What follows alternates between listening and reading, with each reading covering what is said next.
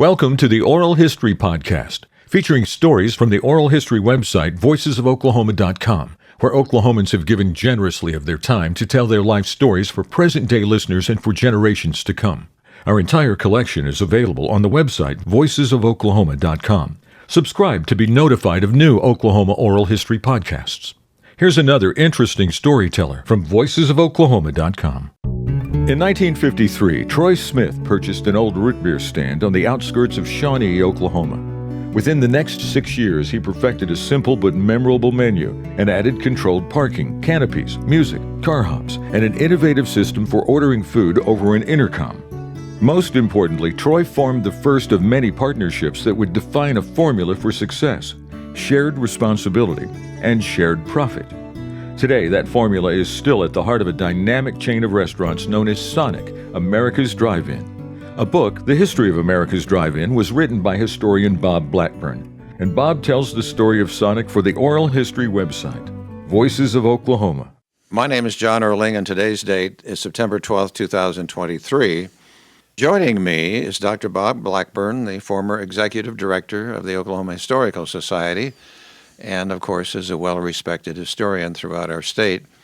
Dr. Bob, we have recorded your oral history already, which captures your life from birth and your journey on becoming an historian. We thank you for joining us. You're busy these days, aren't you? What are you doing? I am, John. Thank you for asking. I'm taking on consulting projects where I'm still writing books. I just had 2 books out this summer. So I've signed a contract to write a history of parks, open space, and landscaping in Oklahoma City since the very beginning. So it's an environmental history as well as political and recreational. So I'm enjoying that. But taking even more time is museum exhibit design. I've now worked on 3 different projects in Oklahoma, including the Oklahoma Military Academy Museum, and you're part of the woods in Claremore. Finished that last September, but now I'm working on a project in Fort Worth in the Stockyards, Texas Cowboy Hall of Fame. So they've got a bunch of Okies helping the Texans with a new museum.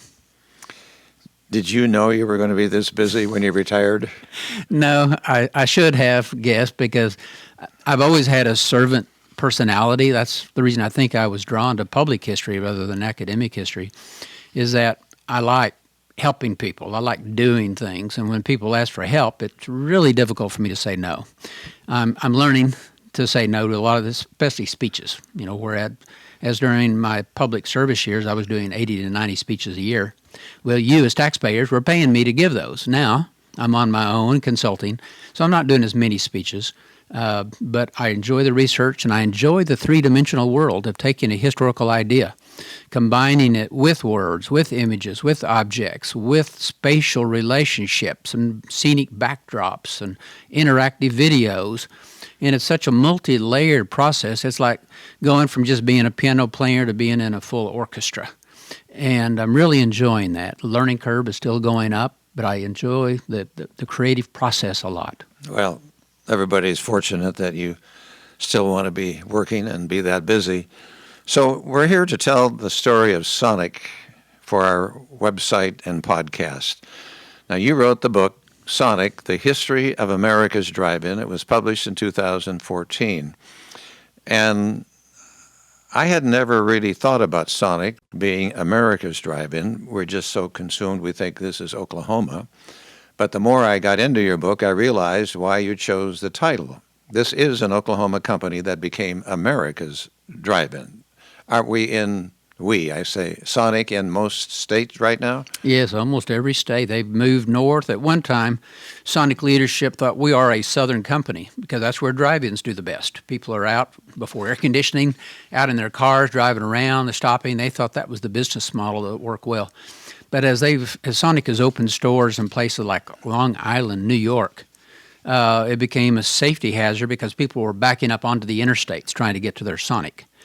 And what's happened, and we'll talk about this a little later on their advertising, is that it was so effective with national advertising, Sonic was being advertised in markets where there was no Sonic. And so it was building up this pent-up demand until finally when that Sonic opens, everyone wants a Sonic. And for years, my national meetings, people would know I either wrote the book or I was from Oklahoma. And they said, we can't wait for the Sonic to come to Seattle. We can't wait for it to come to Minneapolis, St. Paul. And so it's been very successful adapting the business plan to a bigger geographical market. So today they have over 3,000 stores? Yes, almost 3,600 right now. It's pretty much the same when Sonic was taken over by a national company about 4 or 5 years ago. It's about the same size that it was then. There was aggressive expansion up to that point. Now I think it's more internal change. So you interviewed Troy Smith Sr., the founder, for this book. When did you interview him? I started immediately. The way the book came about is that in 2003, I knew that Sonic had really started as a little drive-in in Shawnee, Oklahoma. And it wasn't called Sonic until '59, but I knew that the top hat had been created because it was a top hat in Woodward, where my wife is from, and I knew that story.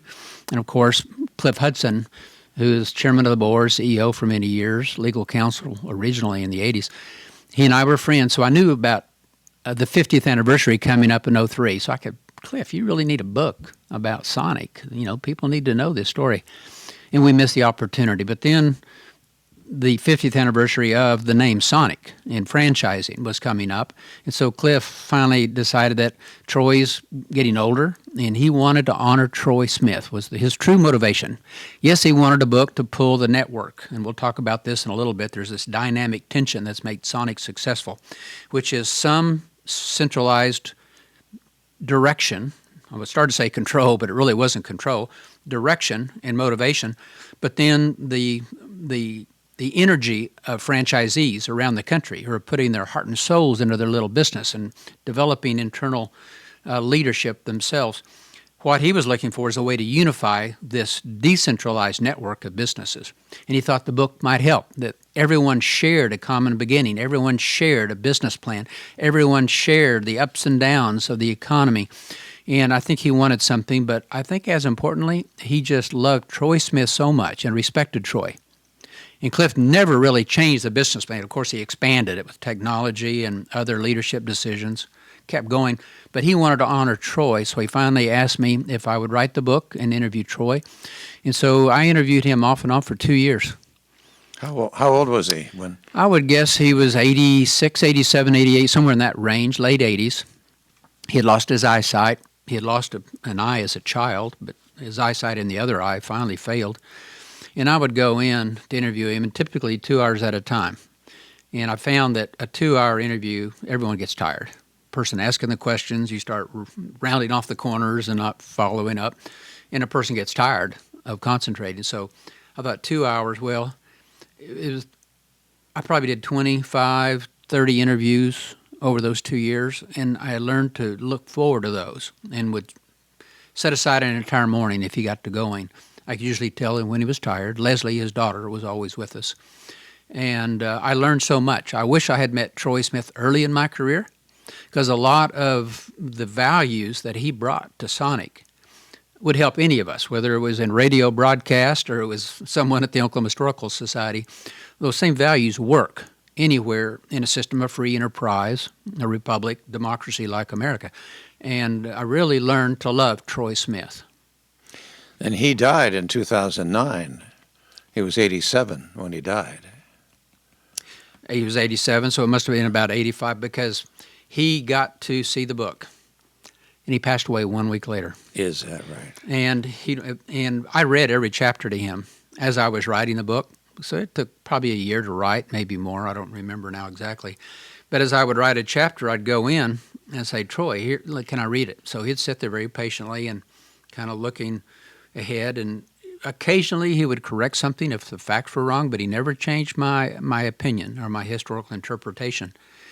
But I read him, so he had heard the entire book, and his memory was incredible, and it was like he could recite it.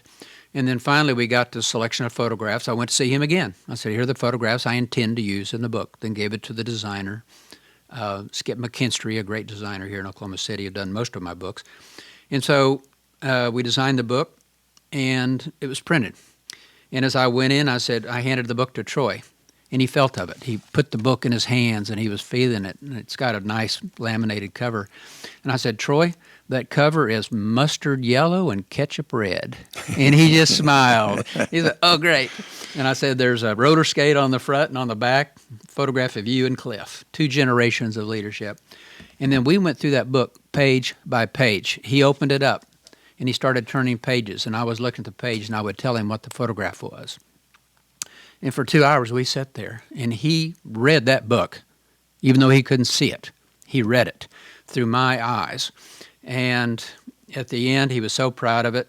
Leslie, his daughter, who's since deceased, but anyway, Leslie called me later, and she said, Bob, you wouldn't believe it, but the minute you left, Daddy, she always called him, Daddy got on the phone calling everyone he knew, saying, I just read this new book, and I want you to have a copy. And he was so proud of it. Literally 1 week later, he gets ill, goes into the hospital, never comes out. He was living to see this book. Yeah. I think Cliff Hudson knew that. I suspected it, and Leslie, and I've remained close to Leslie until I did eulogy at her funeral. Stayed very close to the family after that because they said he was so happy, and that was a great way to end your life, knowing that your story would be preserved for all time. And what a special moment it was for you. Oh, absolutely. It's just, I live to write and research and to hear stories, and to hear such a great story, and to get stories from Marvin Gyrus and Ralph Mason and Cliff Hudson and Matt Kinslow and the whole generation of leaders.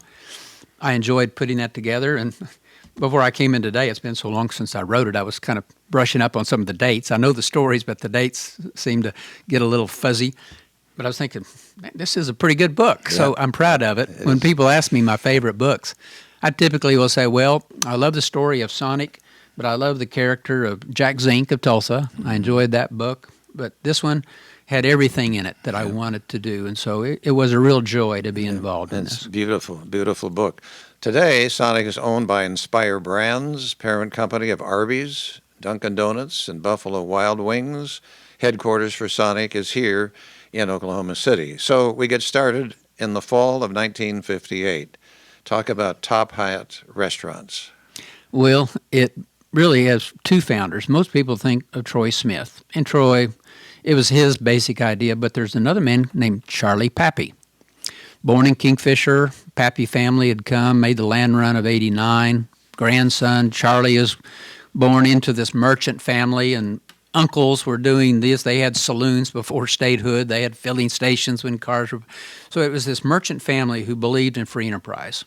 And, of course, the heart of free enterprise is taking a risk, investing time, money, and all of that, network of friends. Well, it was really their partnership that we get to in 58. But starting with Troy, Troy was the son of an oil man, going from oil camp to oil camp. His dad was a big man in the oil patch. And as I said in the book, he was a big man in a small town, Seminole, Oklahoma. But if people wanted jobs, they had to go through Les Smith, Troy's daddy. And so Troy grew up, hard-working kid, doing what he had to do, learned how to work on things, served the country, World War II, got married, had a baby, wanted his own business, did not want to be in daddy's shadows. That's a common story in a lot of our entrepreneurs in Oklahoma history. Didn't want to be in daddy's shadow, so he said, I'm going to own my own business. Drove a milk truck, little towns, looking at businesses, what was working well, what was not, learning. Then he drove a bread route, Martha Ann's, out of Shawnee, little towns, learning what worked well, what didn't, observing, learning. Finally bought a little cafe called Cottage Cafe on the wrong side of town, where their oil workers typically would either start early and come by for coffee and breakfast, or late at night. And Cottage Cafe did not make much money for Troy, but he was learning. He learned how to balance food, waste, labor, timing, marketing, what size menu, and he learned the value of music. He put in a jukebox, and he said his only profit that first year were the nickels put into that jukebox to listen to the Hank Thompsons of the world, who were just making popular music and radio. Your career. Hank Thompson was huge. He just expanded music. Most people don't understand the impact of Hank Thompson, but it had an impact on Sonic because he made enough money to eventually sell, and he was very creative. One Thanksgiving, no restaurant in Shawnee was open. There were 50 restaurants in Shawnee at the time. He said, okay, folks, we can stay open on Thanksgiving, make a little extra money. Are you willing? Oh, yeah. So he bought one turkey on his bread route. Brought it in, gave it to the cook, and out of one turkey that he bought for like $4, she cooks the turkey, big old pot of cornbread dressing, a big pot of mashed potatoes and gravy. And that day they served like 140 meals out of that one turkey with a little slice of turkey covered with gravy. And so $1 a meal in Shawnee in the mid-50s. It's amazing. But he was learning. Went to a steakhouse, learned how to do takeouts when television started drawing audiences away from the movies. The theaters were one of his big markets. People could eat chicken before and chicken after. Well, suddenly no one's going to the movies. They're watching television. Okay, come by, get it, eat it on your TV trays. Innovation. He and a partner buy an old log cabin. They create a steakhouse, but it has a little restaurant in front that had been kind of like an A&W root beer stand.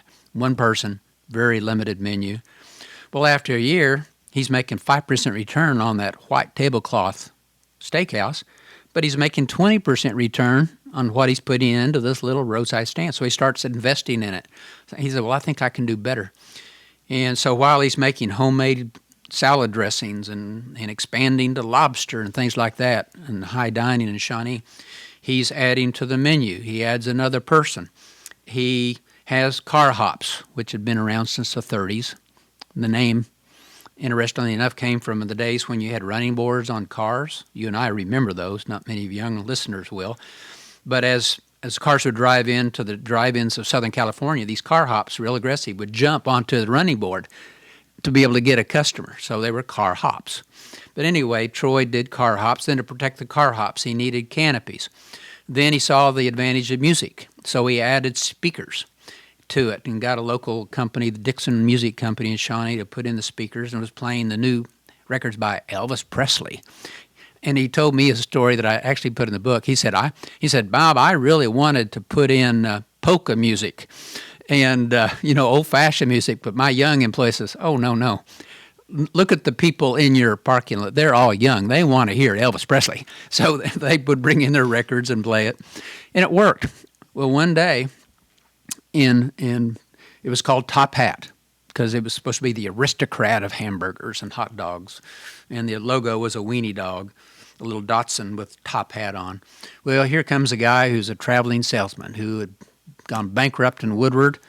If you're from Woodward or have driven through Woodward, there's still a famous diner called the Pollyanna. If I'm going through Woodward, I schedule a meeting in Fort Supply so I can eat at the Pollyanna. It's the old-fashioned diner. For like today, it's $8, but in the day, it was like $3 for a full meal with a little dessert. Great bargain for us cheap people. It was just perfect. But anyway, he owned that. He owned the Oasis Steakhouse. He owned a hotel. Went bankrupt. Becomes a salesman. Is traveling through Shawnee. Sees the Top Hat. Stopped for a meal. Looking around, he said, dang, they're selling a lot of hamburgers and milkshakes here. So he comes back, starts taking notes. And the staff says, Troy, there's a guy out in the parking lot taking these notes kind of mysteriously. Troy goes and says, sir, can I help you? And so the guy gets out of the car. He was well-dressed.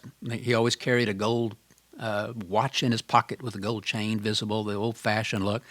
And he says, young man, I am really interested in what you're doing here. He says, I've had restaurants in Woodward. I want to invest again.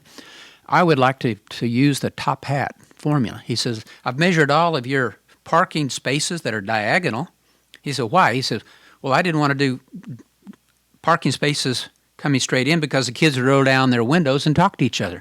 He said, diagonal, they can't talk to each other. They have to get their Cokes and hamburgers and go down to the church parking lot to socialize, more turnover. He said, well, why are all these spaces different sizes? He said, just one day I had a bunch of cars here and I just measured the space between the cars. Didn't realize they were all different sizes. And they talked a little about the business plan. He said, okay, I want to be partners. I want to open a Top Hat in Woodward. So they opened the Top Hat in Woodward. Later, a Top Hat in Stillwater, Top Hat in Oklahoma City, out on 39th Expressway, my old stomping grounds when I finished high school. And so they had 4 Top Hats. Finally, they say, this is a good idea. The economy's going well. Women are going into the workplace slowly. The glass ceiling is there still for women in 58 and 59. And so the business model is working. And they're developing their own leadership coming up from the guys flipping the hamburgers or the car hops who they'll recognize who's the best worker and promote them. They said, man, we've got a system here. We could expand our workforce, good motivation, 20% return on investment. We can get people. Don't have to borrow a lot of money because these little, basically it's just a kitchen with canopies. We need to find someone to buy the land. We'll put in the equipment, find a hardworking kid to work for little or nothing, but for dividends and a bonus at the end of the year. So they go to franchise. They find out Top Hat was taken. Some company out of Chicago had it. So by this time, they already had a slogan, service at the speed of sound, because of the little speakers. Originally, you and I remember in the old drive-in days, you get the speaker and put it on your window and you could hear. Well, they used those with a little toggle switch. Hit the toggle, you could give your order the other way, you could hear the person inside the kitchen. So service at the speed of sound.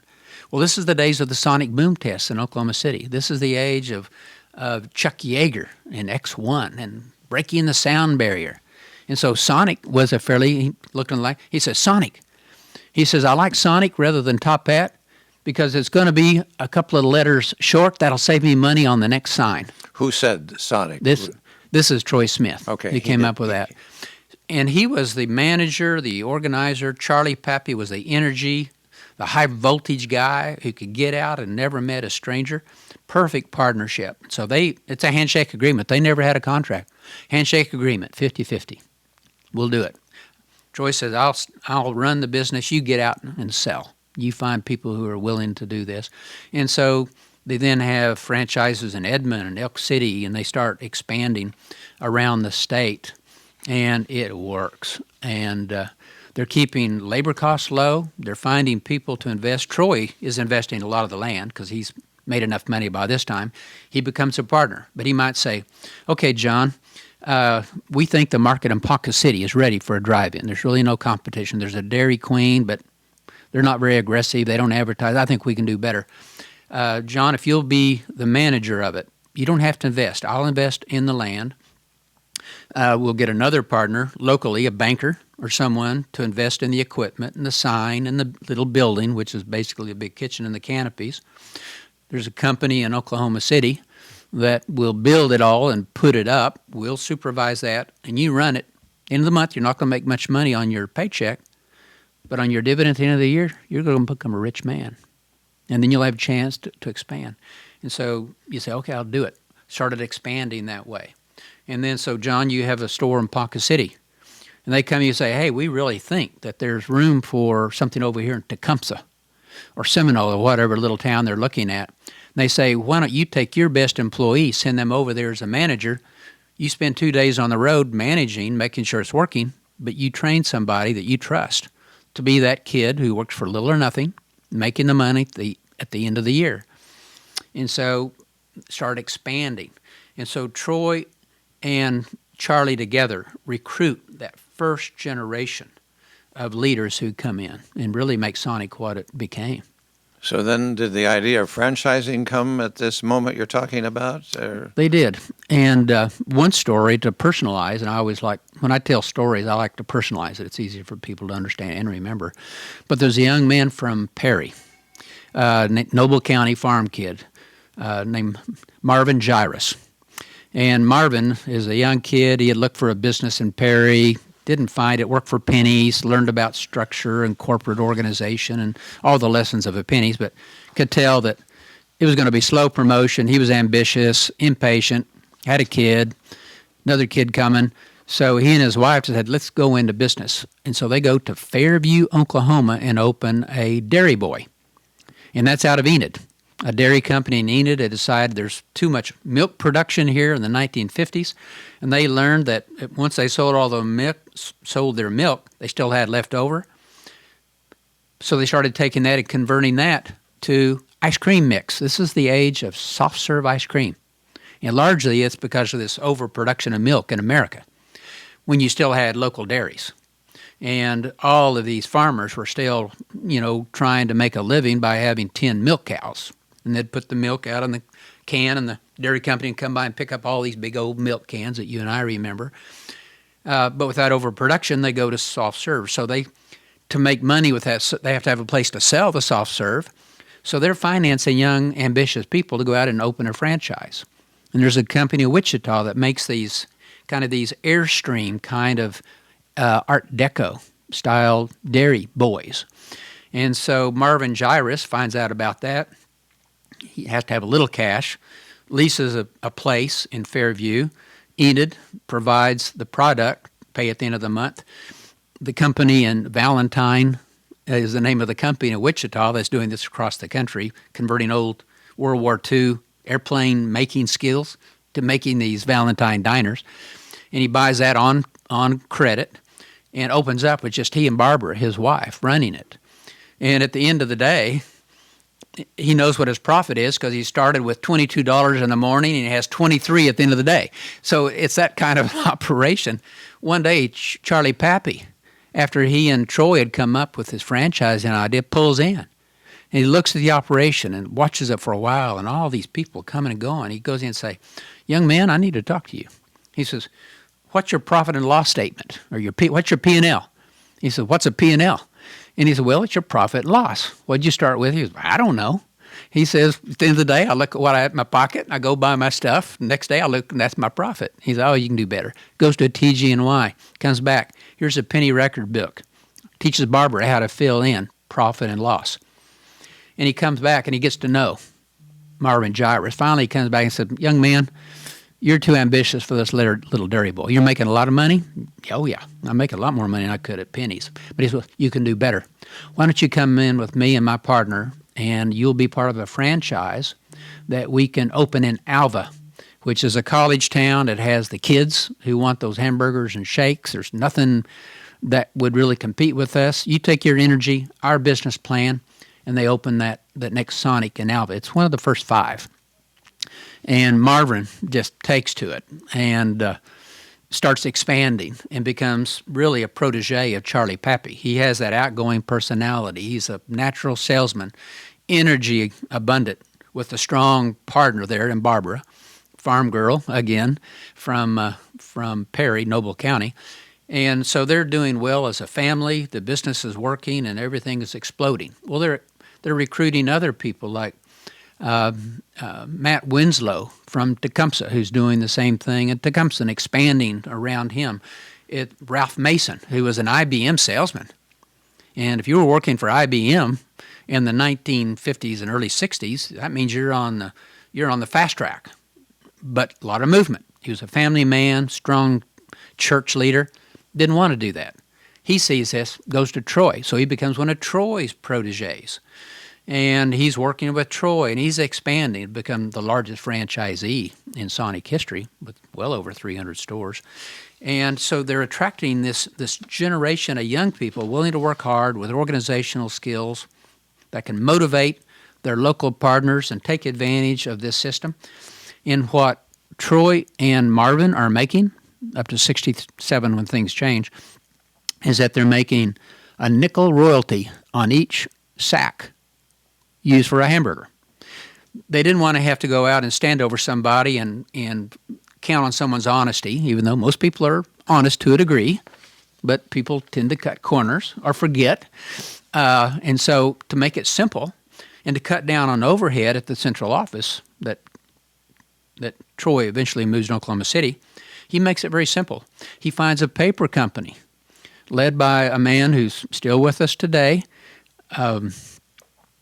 and they name it Cardinal Company. Bob White is the man's name. And young Bob White sees Troy Smith, loves him, loves Charlie Pappy, and they say, "If you will print our hamburger bags, we'll send these hamburger bags out to all of our stores, and they have to use our bags.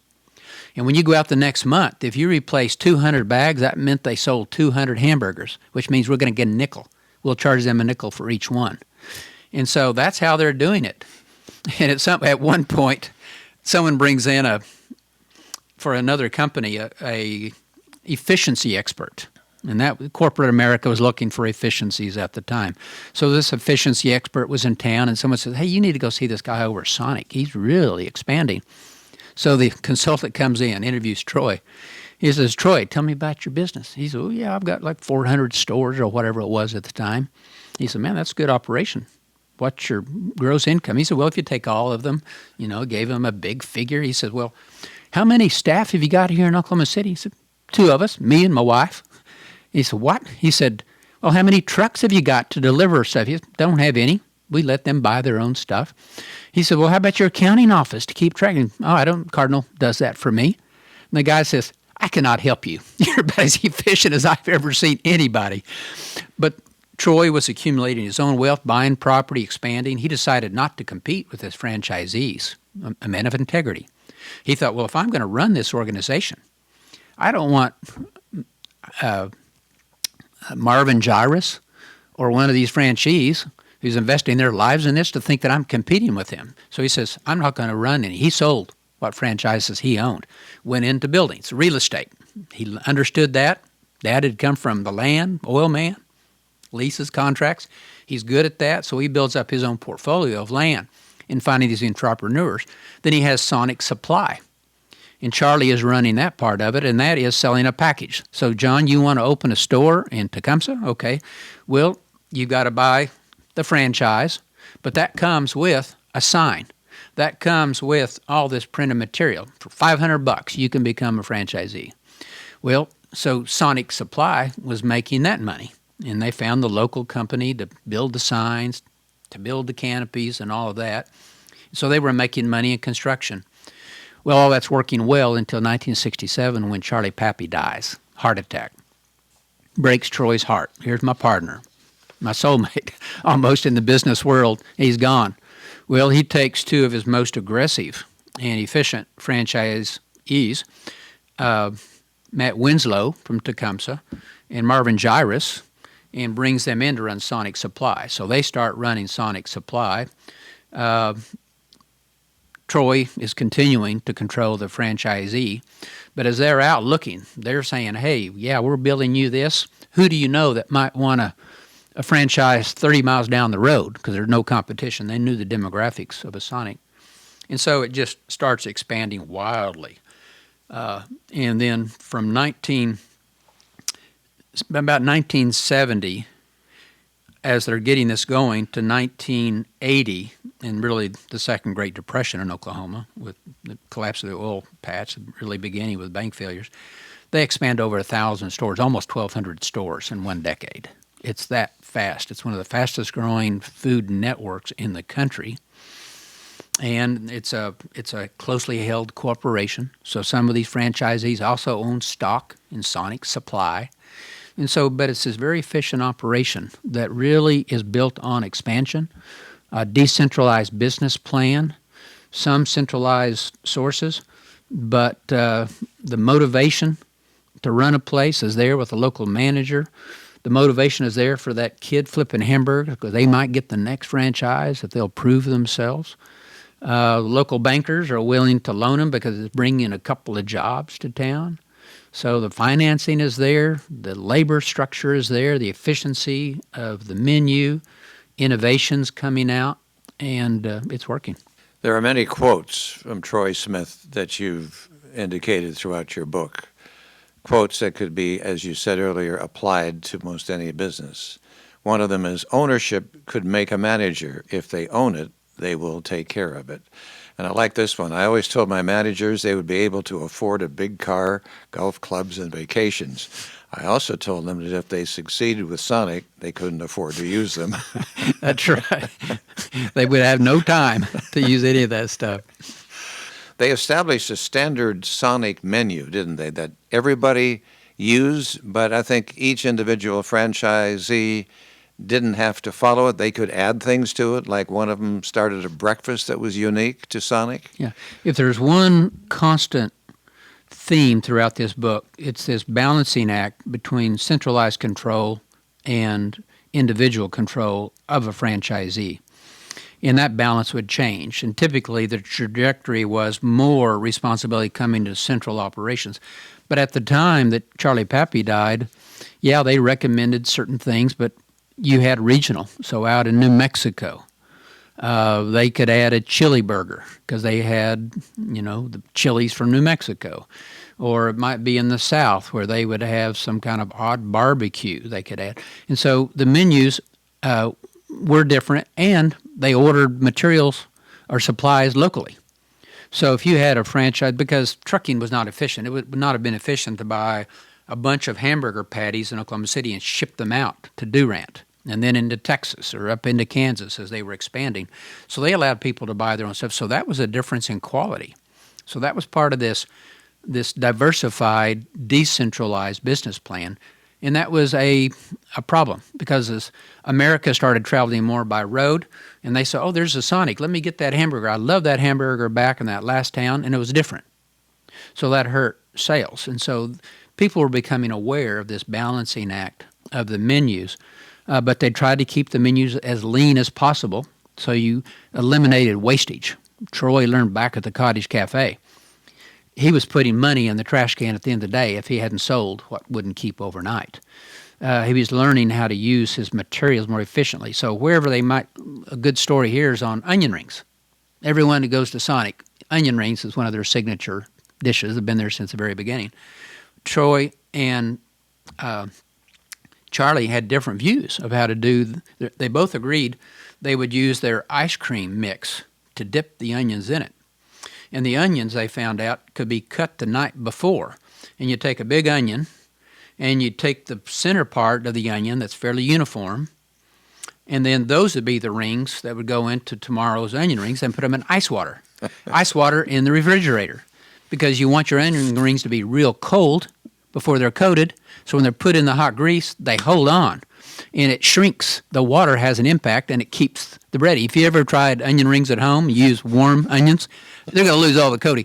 So that was consistent, but Troy had worked in a bread company. And although Charlie used breadcrumbs on his onion rings at the time, Troy remembered the guy who sliced the bread at Martha Ann's in Shawnee, and he chewed tobacco.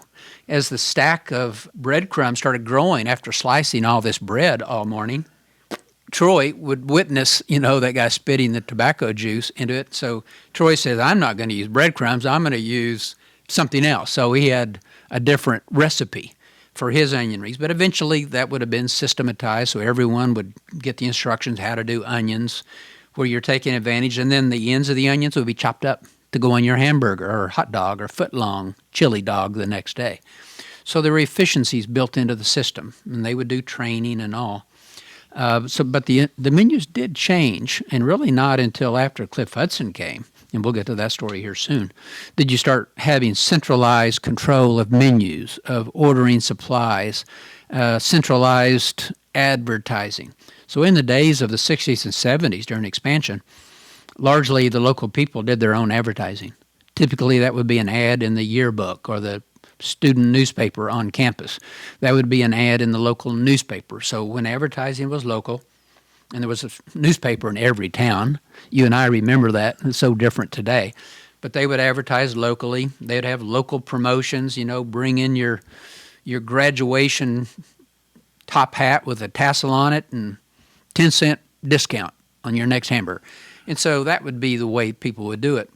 But as advertising grew and television and radio became more important, and radio went from every locally owned station in every little town, you were part of that pioneering effort, as you get consolidation, then one person can go to the network, get advertising on all these stations with a discount. Well, all that was changing during this time period, but there was much more local control in the 60s, and that would only change gradually. But Marvin Gyrus, as president of Sonic Supply, Sonic Inc., would do some advertising nationally. He sponsored things at air shows. He would sponsor some regional events, but it was still largely a southern company, mainly in Oklahoma, some in Kansas, Arkansas, Texas, New Mexico, and then it was gradually expanding by the time the Second Great Depression hits with the failure of the deep gas industry in the early 80s. So let's remember, we started in 1958 talking about this. The magazine Inc., the magazine for growing companies, surveyed the top 100 fastest growing companies in America and found that Sonic was number one over the 5-year period from 1973 to 78. So that was just 11, 12, 13 years later. They had received that kind of endorsement. Pretty amazing. You talked about advertising. They came along with a lot of these promotional items, glasses, cigarette lighters, and all that. Why did they go to that? And they were obviously a success. Well, it was a success, and this is the um probably the age more so. You and I grew up with drive-in theaters, drive-in restaurants. Today, people buy differently. Demographics have changed so much, but at the time, it would have been a family. So you'd put your 3 kids in the back seat of your 51 Chevy, and it's 15 years old, and here you go to Sonic. Well, today, if you have grandkids, the grandkids want to go to McDonald's and have those. I'm not going to say, but anyway, they want chicken nuggets. And you can say, man, I haven't been to a McDonald's forever, but the kid wants the little toy pack because McDonald's has learned how to package their chicken nuggets with a drink, with a little bit of fries, and a toy inside of a box. And basically, you're paying a premium for that because that kid wants it. And so when I was taking care of my grandsons in Denver this last year for 9 days, while my son and granddaughter, or daughter-in-law, went to Iceland, 2 or 3 times, I just had to relent. My 6-year-old dragged me to McDonald's. Well, same thing. Sonic realized that we've got to sell to kids. They're not going to notice advertising in the paper, and the parents may not come in. They may want to go down to the diner, but those kids will want those little toys. And it was another way for centralized Sonic to make a little money. So they might produce 2,000 or let's say 20,000 plastic monkeys to go on the side of a glass, till they discovered the kids were swallowing those. It was a safety hazard. But if you're making 20,000 of those, you're charging those franchisees maybe a penny a piece when it's costing you half a penny to make them. A little bit of profit margin in there, not a lot, but a little. And as you expand, the margin goes up. And so glasses, little plastic doodads, takeaways, promotional things that might be associated with something that time of year.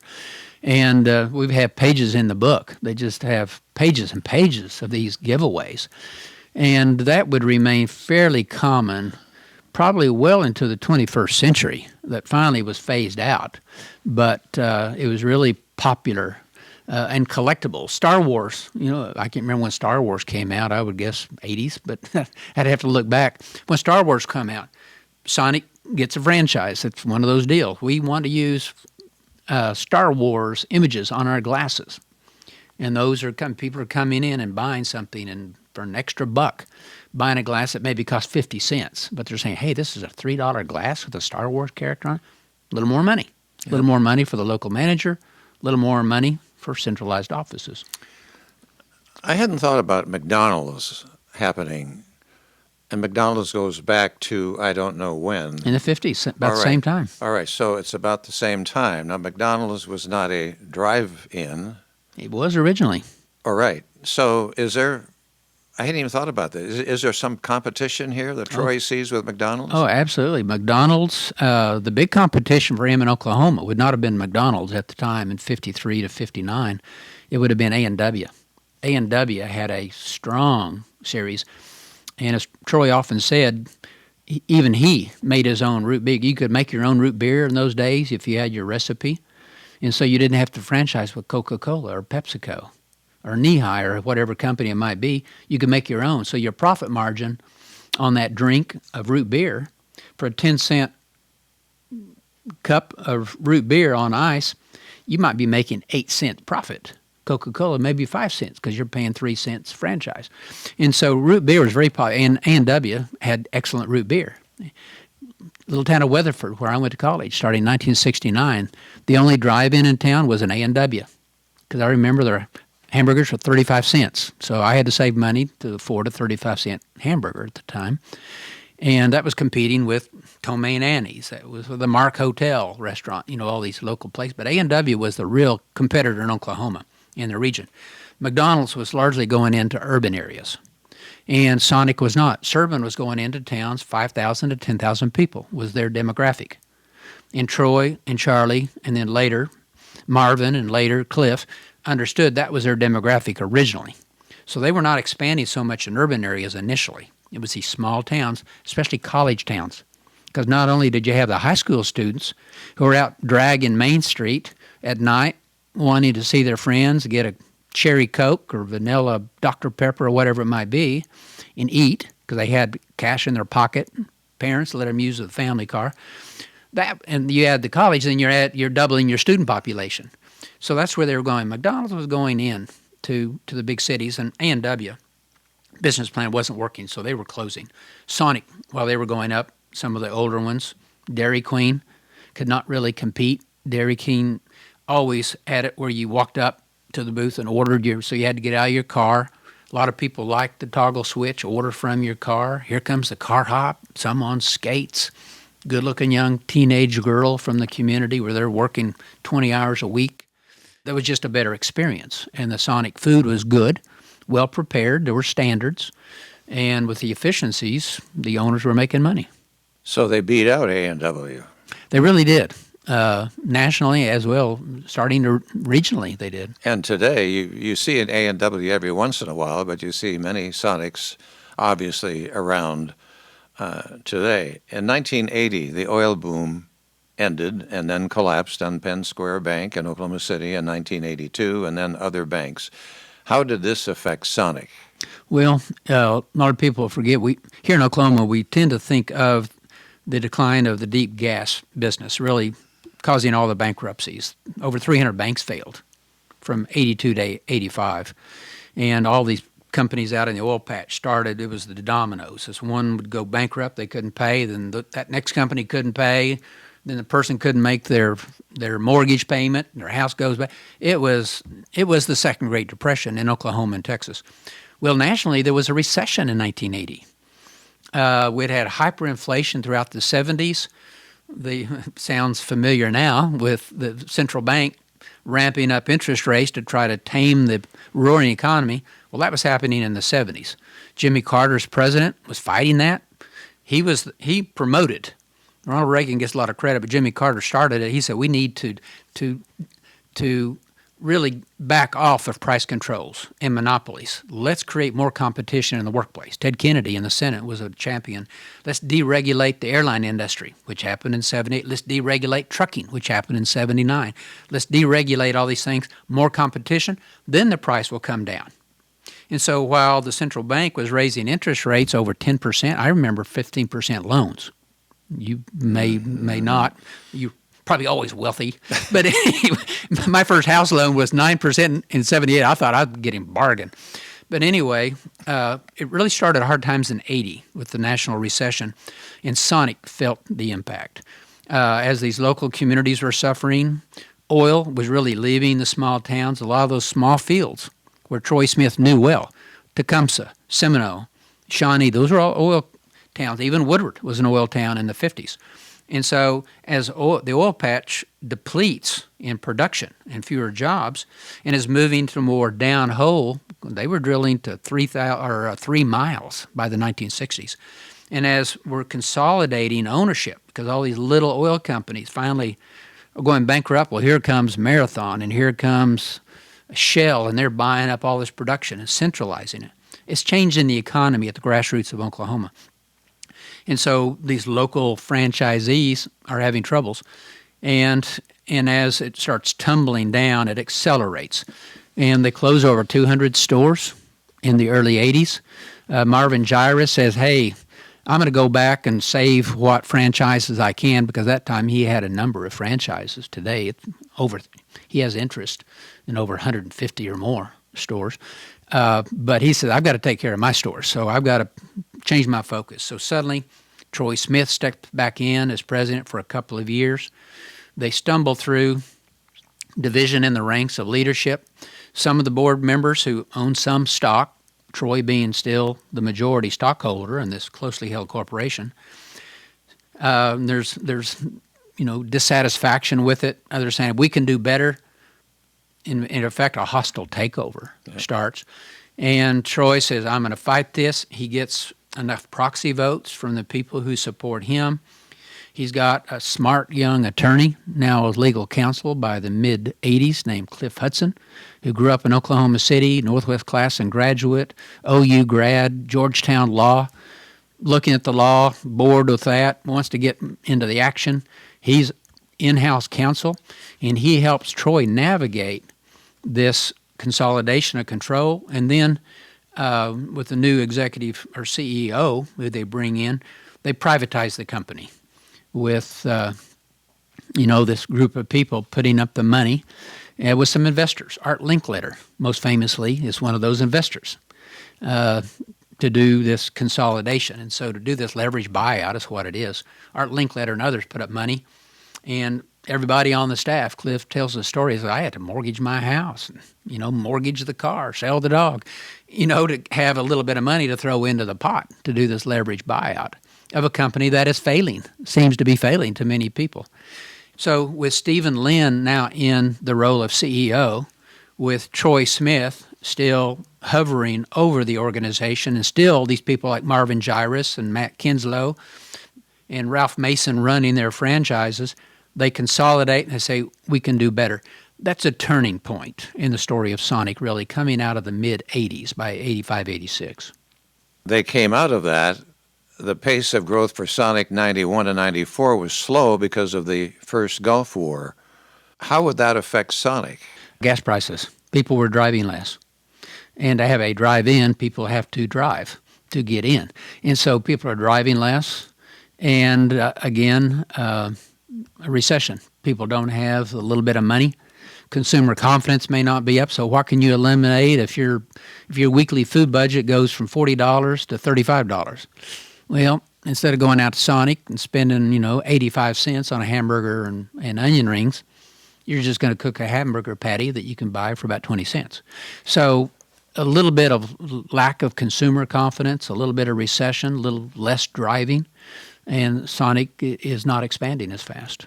And two, it's still dealing with these growing pains of this balance between centralized control, or really direction. I keep using the word control, which is really not accurate, but direction, in trying to set an example like we have a system. If you follow it, you'll make more money. Well, they don't have to, but they start rewriting the contracts, and Cliff Hudson helps write a revised Sonic contract here in the mid-'80s. So by the '90s, the revised contract, some people would leave. There was one large original founder out of that first generation. He said, hey, I'm gonna split off from Sonic, and I'm going to rename all of my franchises Star. So he starts a new business called Star Hamburgers, largely in Texas, some in Oklahoma, and others are leaving. They're shutting down and saying, we're not going to make it. We're going to try something else. But those who hung on, like Marvin Gyrus and Ralph Mason and his partners, working with Cliff on this restructured contract to be a franchisee. And in these contracts are more money flowing into the centralized operation because things are changing with advertising. They're saying, if we can advertise, you will do better out here, even though it's not you spending advertising on your local radio station and your local newspaper. It might be going to this new thing called cable television. People are like, what's cable television?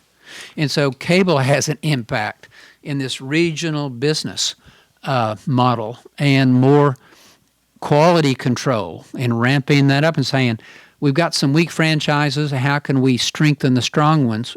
And the weak ones maybe go away. Instead of just looking at numbers, let's look at quality. Let's see who's making only 10% return on investment and look at those that are making 20. Well, it's leadership, it's market. Let's do that. And they started doing their own corporate stores at this time, which is a way to really almost do an in-house laboratory. And so, but instead of trying to convince John and Bob to put in breakfast menu, what do you mean breakfast menu? That's going to cost me more money to bring staff in the morning. I've got to start 6 hours earlier. Well, there's no way that's going to pay for itself. Well, with their own corporate restaurants, they could start serving breakfast. And then they have the numbers to go back to John and Bob and say, here are the numbers. When we took this one restaurant, our growth increased by 25%, which means that here we were making our 20% net. Here's the dollars at the end of the day after we take out labor and supplies. You can make an extra of $50,000 over the next year if you go to this breakfast menu. Easier to convince Bob and John that they should do a breakfast menu or soft serve or expanded or whatever the new thing is. Having your own laboratory in-house, having your own chefs, having your own business people looking at it, crunching the numbers, working on new ideas, new designs of the way a Sonic should look, trying to find a uniform look. Because at one point, other than the sign, you might see a Sonic with 12 parking places. Others you might have 36. Some might be on a vertical lot going in. Some might be on a horizontal lot, like the old Top Hat in Woodward is still a horizontal lot. And it's still a Sonic today, the very same location. Of course, it's expanded. And so coming up with something that's consistent so people know, yeah, that's a sign. I see the sign, but it doesn't look anything like what's in my hometown. Then they start to look alike. And they can prove with their own restaurants. Here, all of ours have this consistent look. Yeah, you're going to have to spend another $5,000 on this retrofit, but here's the impact it's going to have on your bottom line. So it's convincing. It's the carrot and the stick. And once you have these contracts in place, you have a little bit of a stick. But if you whack the franchisee too much, they're going to come dissatisfied and they're going to drift away and do their own thing. With the carrot, they're being pulled in, and it's a gradual, incremental process that Cliff Hudson would use like this magician, coming up with new ideas. With Troy saying, yeah, go, I'm going to support you, Cliff, and let's make this thing work. Troy said that Cliff Hudson is the best corporate manager in the Southwest. We should give credit to Cliff for being a musician. Didn't he organize the Sonic Tones? He did, and Cliff is a musician, learned as a kid. Well, one of Cliff's claim to fame is that one of his cousins wanted to be a guitarist who was still living down in the Dallas area where his family came from. The Reverend Horton Heat would be his stage name. And Cliff showed him his first chords. Well, the Reverend Heat went on to a pretty good rock and roll career for a while. Cliff and I went to one of his concerts one time in Oklahoma City. We had to leave after two songs. It was about to burst our eardrums. But Cliff was a pretty good musician and still plays the piano. Has a piano in his place here in Oklahoma City. But he did create an in-house band and competed in the Rock and Roll Hall of Fame corporate and won. So the Sonic Tones, he had one lady on his staff here in Oklahoma City who sounded like Linda Ronstadt. I do remember her.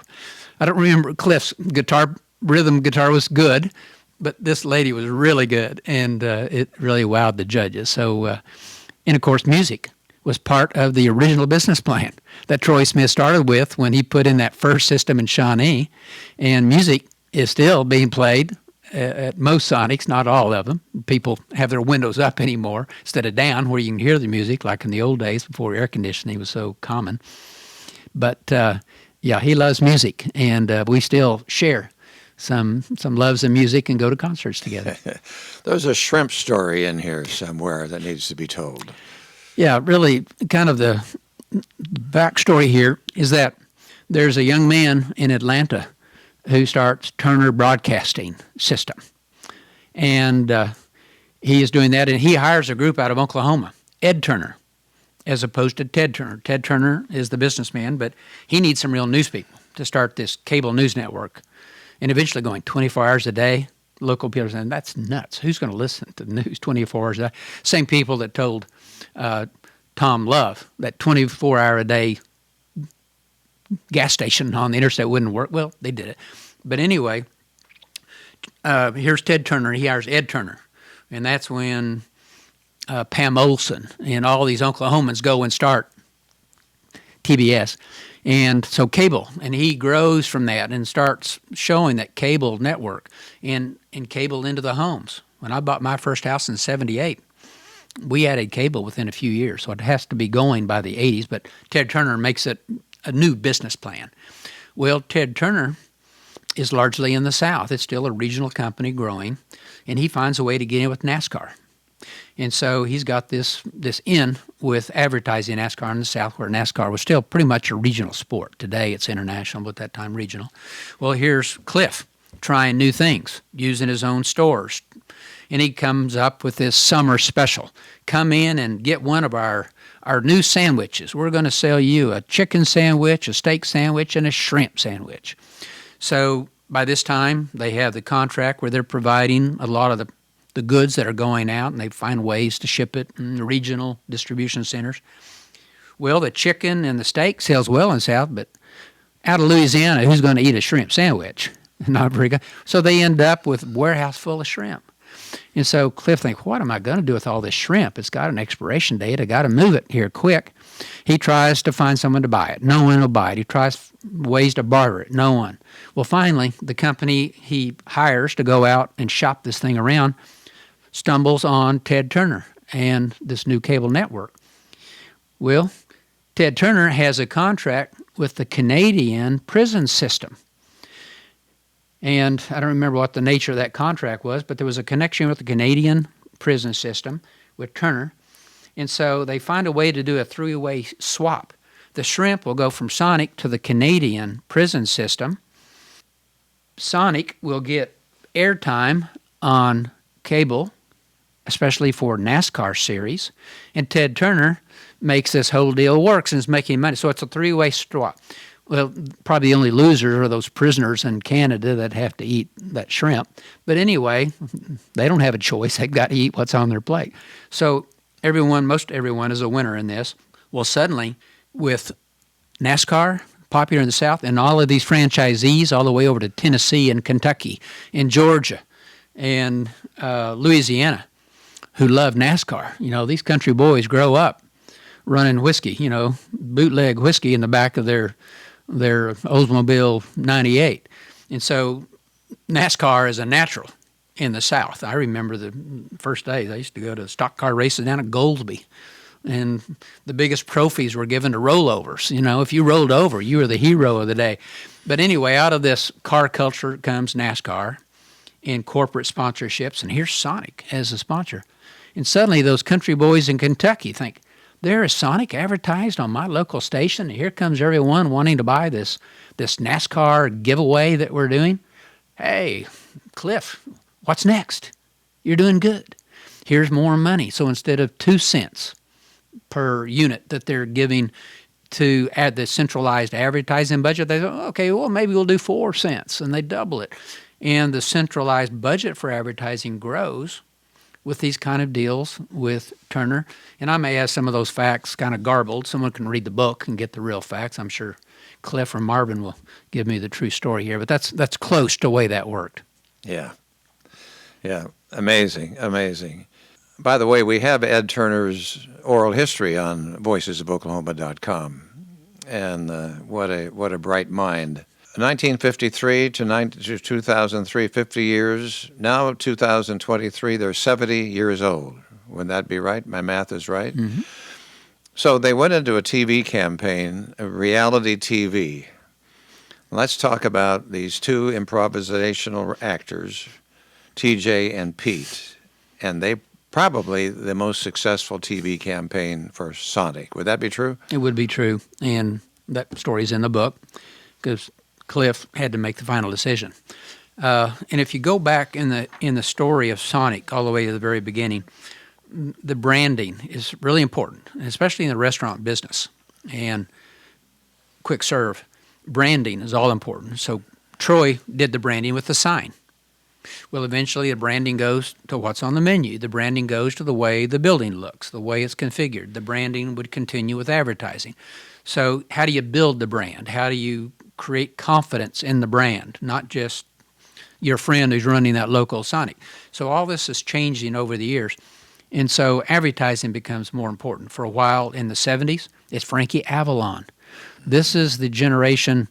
So the people driving the car trying to decide where are they going to stop in and get a hamburger are the Bob Blackburns of the world who grew up watching Beach Blanket Bingo with Frankie Avalon and the love of my youth, Annette Funicello, who I thought was the thing. It was either her or Haley Mills. I didn't know who I loved more at the time. But here's the Bob Blackburn, and now has a 3-year-old kid that wants a toy. Where am I going to eat? Well, Frankie Avalon is the brand. Well, yeah, I'll go in here. Frankie's all over. So advertising had changed over the years, and advertising is very expensive. And as the cost, of course, a company like Sonic that's now advertising nationally can't use just mom and pop to do their advertising. They need a big firm that has head of production, head of creative, head of distribution, head of accounting. And so you're getting up to these more layered. Well, as you do that, of course, the cost keeps going up.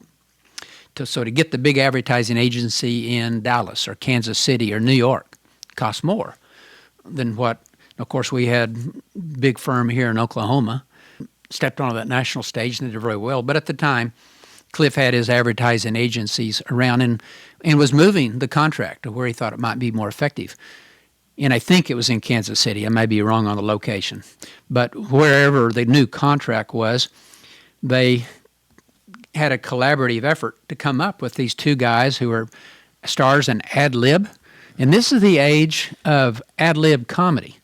The capital players, you and I have seen, the capital steps, that's what they call it. A lot of that's ad lib as well as scripted, but you leave room for the ad lib. The Chicago players, Saturday Night Live began. The creative heart there is ad lib comedy. So ad lib comedy is going. So you have these young people who are learning ad lib and how to do it so it's more effective.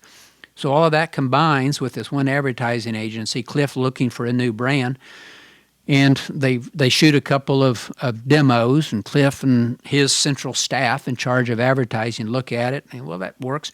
But when they looked at the numbers, you project making one ad, here are the costs. Let's just say that it's $100,000 to produce that. And so to produce that first one, no matter who you use, might be. But if you're going to keep this brand going and have something new next week, so maybe people have heard the first ad lib jokes. Well, the second or third times you hear an ad lib joke, it's not as funny. You expect it. So you've got to have something new. Well, if that's going to be the business model, how do you do the repetition to keep it fresh and to keep the cost down? The ad lib guys were perfect. You set these two guys in a car with the two cameras set up, the sound is there in a small sound stage, and you just let them riff and just let them go. Someone throws a couple of bones in. Okay, talk about your mama, talk about your grandma, and so they're just sitting there and riffing on these. Some people are throwing in a few opening lines, and most ad lib people have a way to start and stop. And in between is when you do the riffing. It's like a jazz musician. There is going to be a structure to a jazz, whether it's the Deadheads or Bob Wills. They're going to have a way to start and a rhythm, and then you ad lib within. Well, that's the way these guys were operating.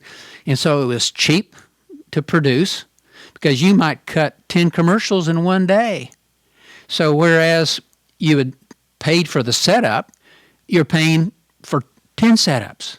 You're paying, instead of 10, you're paying for one. Instead of 10 days of talent, you're paying for 1 day of talent. And so the efficiencies are there, and it resonates with the public who is ready for improv, ready for these two guys who have this dynamic. One's the straight guy that we'd seen ever since Martin and Lewis, Abbott and Costello. You just go on and on with the straight guy and the comic who's kind of a buffoon. Then you have that here. So it's an old act. New times. Set in a car, talking about food. And literally, it's more about the comedy than the food, but it's branding. And people see that Sonic sign. That's the brand. Oh, yeah. I'll go. And it's branding, and it's loyalty. It's getting repeat customers. It's convincing these loyal customers to come in early in the morning for breakfast as you roll out the breakfast menu. It's to come in when you start the 2 to 4 happy hour on drinks, half price. Well, instead of spending 80 cents on a Coca-Cola, I'm going to get that for 40 cents. Well, I may not want a Coke, but I want to save 40 cents. So you go buy a Coke. So you're filling in the hours that didn't have any turnover. You do ice cream specials at night. When people have quit buying hamburgers at 7 and they're only buying the drinks thereafter, add ice cream. You're doubling gross with the same labor costs, the same real estate costs. And so Cliff and his team, and Cliff is always the first to say, yeah, I was making the final decision, but I had some very creative people. I had people with energy. I had people who knew the business. I had this dialogue with the Marvin Gyruses of the world and the Ralph Masons and getting their ideas. So you have this system of people. What works in Kentucky may not work in Southern California. So you take what's best and you create this system with the two-way street with information coming in, information going out, but trying to find mutually beneficial ways. Cliff would start an annual convention they really tried to start that in the 70s. Didn't work with the failures there, going private in the 80s. But Cliff resurrects that, where you bring in the franchises, you recognize those pioneers like a Marvin Gyrus or a Ralph Mason, franchisee of the year, and this is why he's successful, and use him as a model. So that new franchise group that you might have in Jacksonville, Florida, knows who to call. Marvin, here's what I'm facing. What would you suggest? So it's sharing all this information. It's kind of a brotherhood, sisterhood of people within this network where there's motivation out on the ground. There is planning and experimentation central, sharing of ideas, finding things that are mutually beneficial.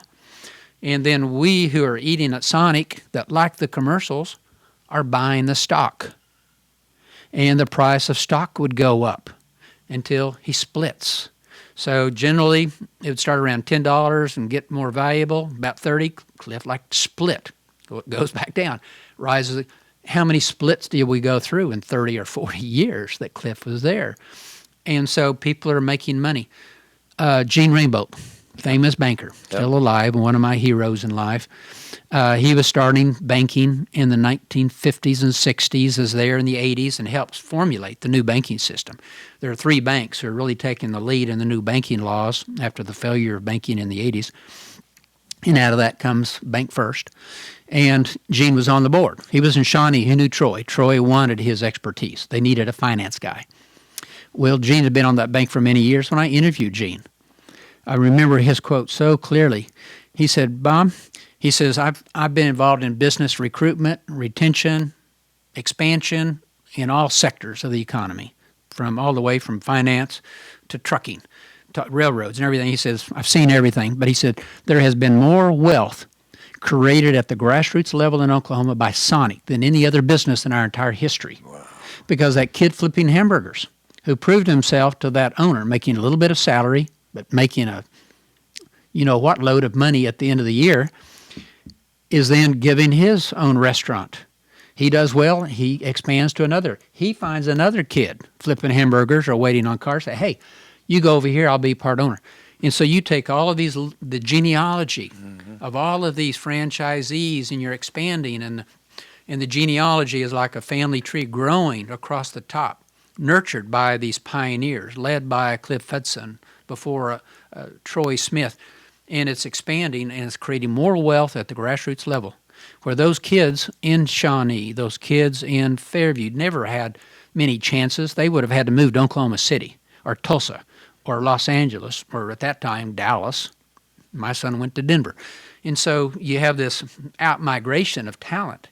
Sonic kept that talent in town, in small towns. Rural economic development. Of course, they would expand to urban areas today. I don't know how many Sonics there are in Tulsa and Oklahoma City, probably more in Oklahoma City than Tulsa, but I'd guess it's more than 100. Mm-hmm. But I know they're everywhere.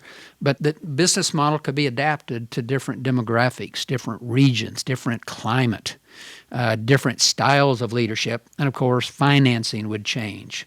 So that would go all the way from the local banker putting up a little money for the building, to savings and loans, to pension funds, to corporate bankers, to leverage buyout. And so the financing would change over those years. And of course, things are more expensive now. So to start a franchise, instead of $500 to buy the franchise and getting 3 partners willing to, put up a little bit of money, today the cost would be much higher. So how do you finance that? So typically, Sonic now will sell a region.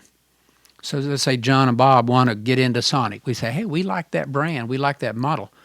And we're here in New Jersey, in southern New Jersey or northern New Jersey, and don't have enough food. It's a little bit of a food desert in terms of quick serve. Well, they might put together a capital to get a territory in which they can put 10 franchises. Well, let's start with this one, this one, this one, and then they know they can expand there. So that's been kind of the history of Sonic in more recent times. So financing has changed, communication, of course, with computers. Now you have instant access to training, quality control, feedback. When I've been on vacation with Cliff, the first thing he does in the morning, he pulls up the returns from the day before, and he's analyzing, what stores are doing well, what are not. What's the profit margin? What's the gross? What's the net? What's the turnover of people putting, boots on the ground?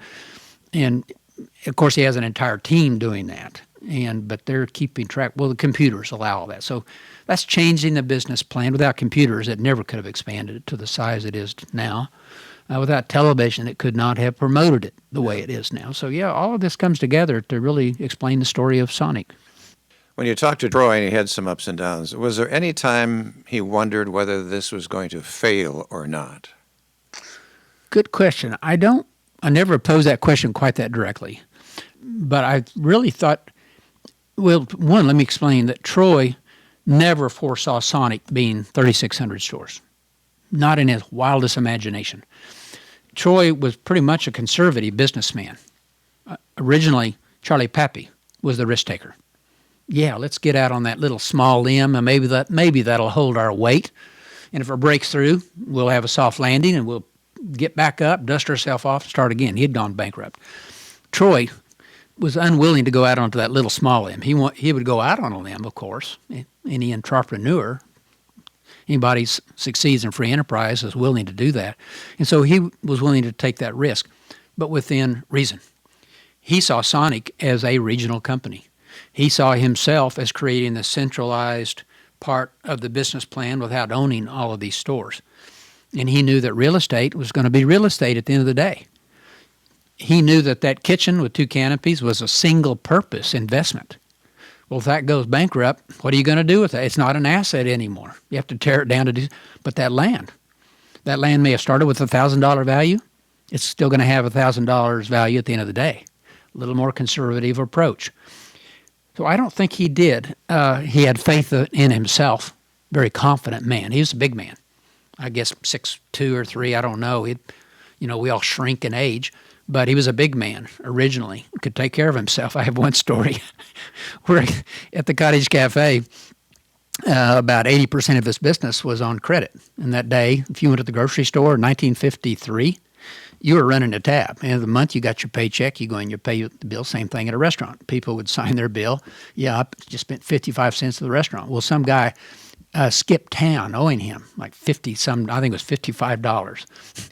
And Troy, of course, was watching the pennies, not just the dollar. Well, $55 was huge to him. He heard the rumor the guy was back in town and he had done well in the oil patch and he had a wad full of bills he was flashing out at the bars the night before.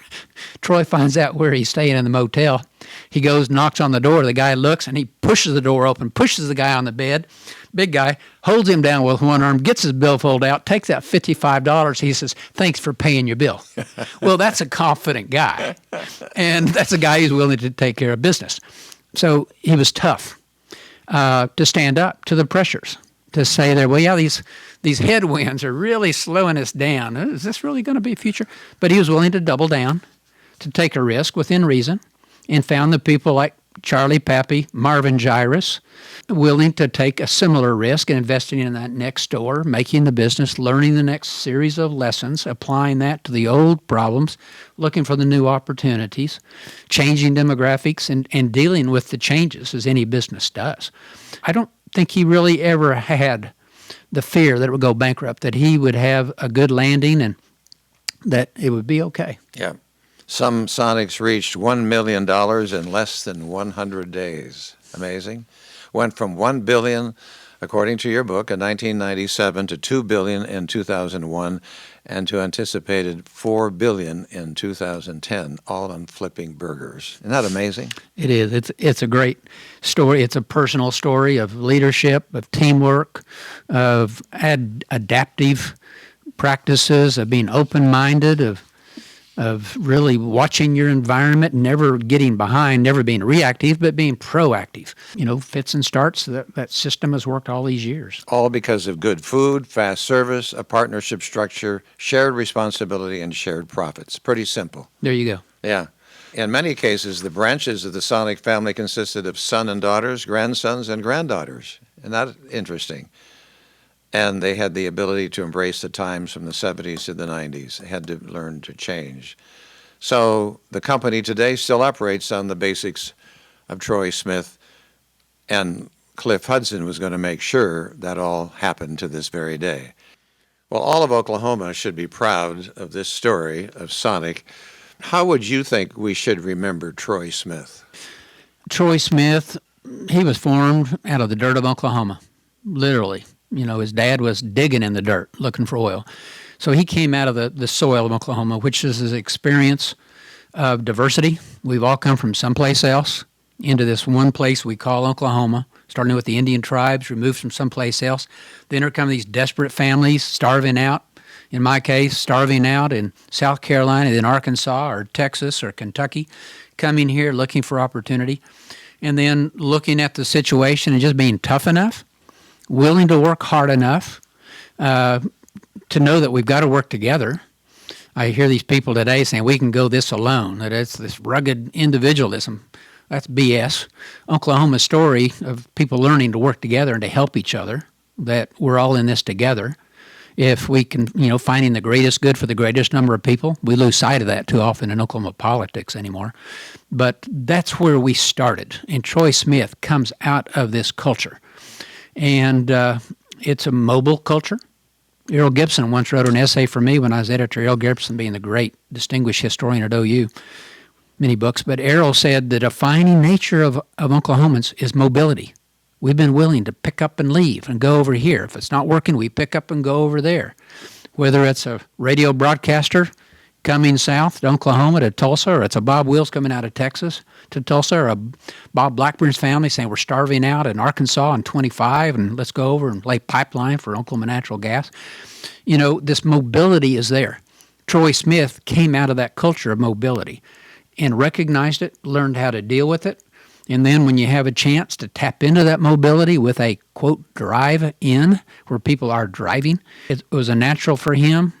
Embracing a man like Charlie Pappy, recognizing the brilliance of the man, his salesmanship, recognizing the talent of a young man like Marvin Gyrus, of recognizing he needed a corporate attorney like a Cliff Hudson, anticipating where things were going, preparing, getting the team together, being tough enough to fight through the hard times, and willing to share the benefits. That's adding to motivation, being willing to share credit. Troy would be the first to say, I didn't build Sonic, we built Sonic. Cliff Hudson would be, if you read his new book, that's really for business leaders. It's not, I did not do this, we did this. And Cliff, just like Troy, was proud of the diversity of the workforce, proud of the diversity of the people investing their time and their talents and plugging into the motivation to become a Sonic person and finding a way to generate wealth, to create a business they're proud of, to give back to the community, creating jobs, creating wealth.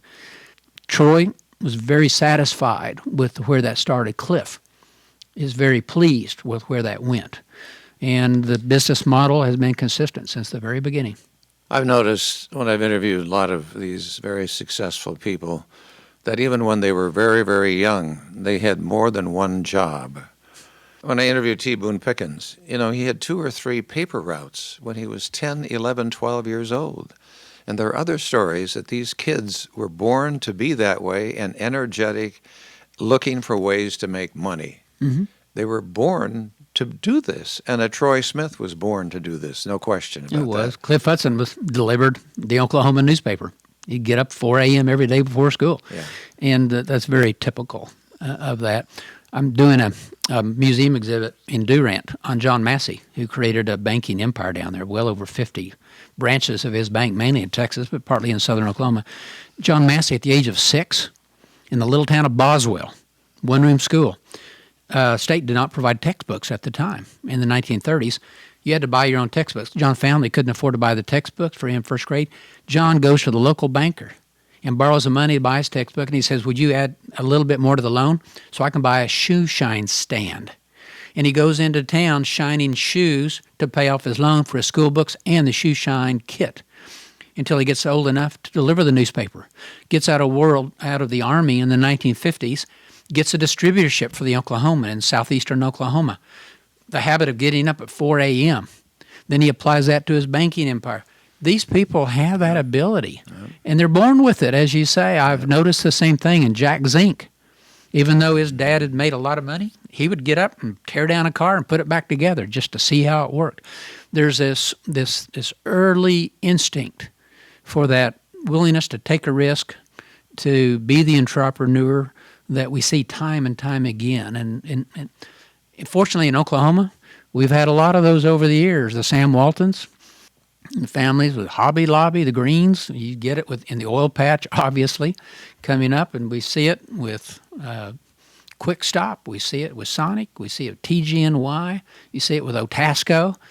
I curated an exhibit here at the Oklahoma History Center a few years ago, and I tried to show the public that this spirit is there from a J.J. McAllister opening it and marrying a Choctaw woman and opening a little trading store as the Katy Railroad is building through in 1871, where the local Choctaws can come in and trade. Well, that grows. And then we take it into other entrepreneurs. And so the Sonic story is there. I've got Marvin Gyrus donated to us one of the original Sonic signs. And there were some bullet holes in it because it had been behind his barn outside of Perry for years, but he gave it to us. Sonic paid to have it retubed, but it's up right now. And I show an interview with Troy Smith, an interview with Marvin Gyrus. We have 2 cabinets full of the merchandise from Sonic. But I also have Jack Zink story there. I have the Otasco story. I have the Bob Will story. I have the story of television and radio, early television in 49, radio starting in the 20s. All of that is part of the Oklahoma story. Unfortunately, we've had the kind of people who could make it work. I'm thinking of Chester Cadjo and Quick Trip, and I interviewed him. You know, he was a print salesman driving around town looking for a way to make money, and then just happened to bump into Bert Holmes, and the two of them come up with Quick Trip. Isn't that amazing? Mm-hmm. But it was the mind of Chester Cadjo. I don't want to be a print salesman the rest of my life. I need to look for a way to make money. I never thought that way. When I was working in a radio station, it never dawned on me that I want to own a radio station, that I want to run it. Right? I just wanted to be on the radio. And I did that for 40 years. Well, maybe if I'd owned a radio station, I'd had a bunch of them. I'd had a network by now. But I did what I loved. It never even occurred to me. Did it ever occur to you to be a businessman, to own something? Well, a little bit. Of course, I've done that with some real estate in the books. It's kind of an entrepreneurial thing because that's investing your time and effort, network. So 27 books later, here I am. But no, I had a passion for history and for writing. And my mom was disappointed I didn't become a millionaire. She knew that I had a salesman's personality. She said, the old adage is there are 3 ways to become a millionaire. You inherit it, you marry it, or you sell it. And she said, Bob, you can sell it. Get out there and make us some money for the family. Take care of me in old age. Well, I disappointed her because I became a historian, vowed to poverty. But I was doing what I loved. Yeah. And when I give commencement speeches now, my final word is whatever you decide to do it with passion. Yeah. And follow it, and you will be a happy person at the end. You may not have much money, but you're going to be happy in what you've done. Yeah, you'll never work a day in your life. There you go. Well, thank you. You've been very kind over the years to Voices of Oklahoma, your encouragement and your participation, and I appreciate it very much. So thank you, Bob. Thank you, John. You have been listening to the Voices of Oklahoma podcast, stories taken from the oral history website, voicesofoklahoma.com. At the website, you will discover an array of storytellers. Many you will know. Some will be new to you, but all will be worth your time. This work depends on listeners like you, who are interested in learning about the great people of Oklahoma. Our website provides an opportunity to donate to this 501c3 project, which preserves Oklahoma history, one voice at a time. voicesofoklahoma.com.